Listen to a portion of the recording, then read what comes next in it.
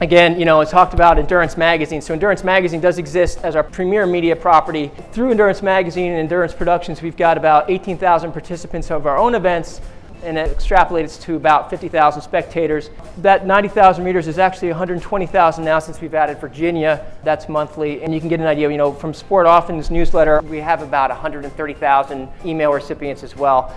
And those numbers are great, and they help us grow, and they help us help our clients.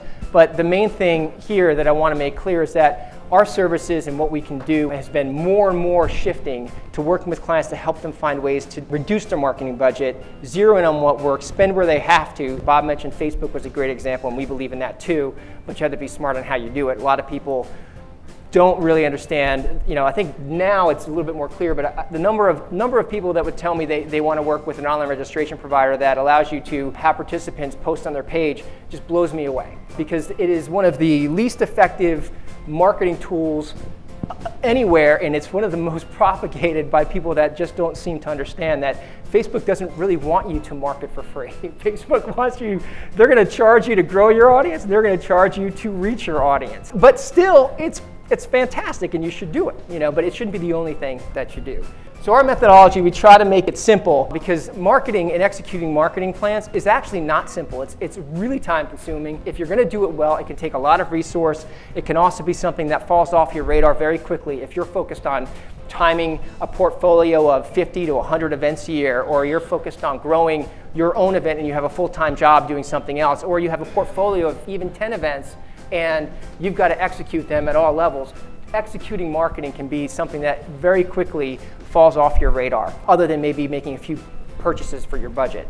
So we have a methodology we follow, and it's available to anybody. We don't have to execute it for you, but we certainly like to talk to people about any challenges they're having, because it helps us do more with what we're doing for our own events and for our clients. Primarily, there's 4 steps. There's creating your event, and that obviously involves your online registration provider. And again, we recommend people use RunSignUp. If someone's not using RunSignUp, we still talk to them about how they can leverage it, because most online registration tools have some of the the basic data that you need to drive marketing.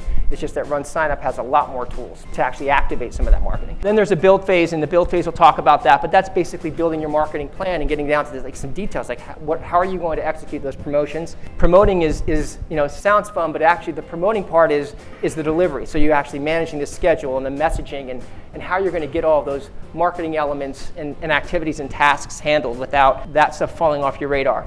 And then, to me, the most critical part is the discover, which, again, RunSignUp has several tools built in to help you track effectiveness, but that's just at a data level. You really do need to take a more holistic view at that data to understand how to take it and make decisions about what you should be doing moving forward, the things that did work, and then also how to get rid of the things that didn't work, or at least modify them. We have, as I mentioned, our own portfolio of accounts, and we've had years where we didn't do the things that worked last year, and then we were surprised as to, because we're spending so much time coming up with new ways to market. What's the new thing that we can do? What's the new giveaway or new promotion or the new groups that we can reach out to? Well, we have to do all that.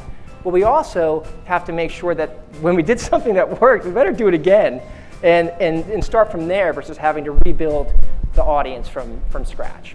I had a client, and he's a great client.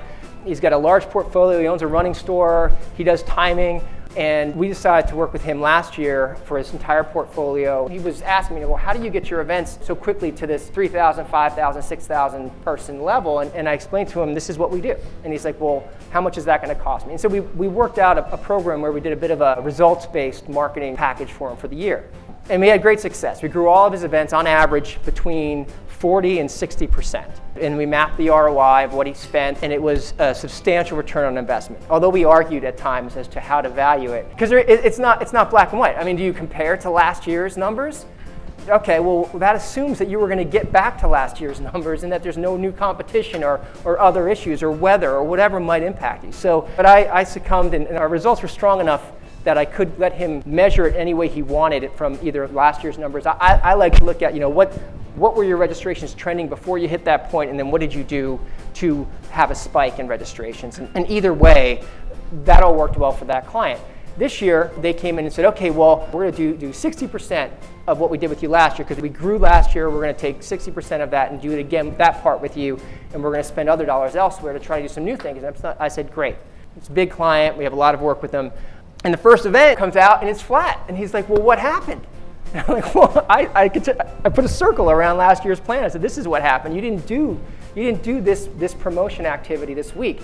And you went from having 300 registrations last year to having basically half. And to them, they were just trying to reduce their budget a little bit and invest in some new things. And I was like, you can do that, but you can't ignore the activity. If you want to do it with a different audience, so for example, I said, use your running store audience and do the same thing you paid us to do with our audience and see if that helps you. You might not get to the 300 on that, at that spike, but you might get to like 250. And that would be acceptable. You save some money and you can invest in other tools. So I'm explaining that story because the data is critical, super important, and I love the way RunSignUp continues to allow us to access it and apply it, but you really need to make sure that you're paying attention to what that data allows you to decide.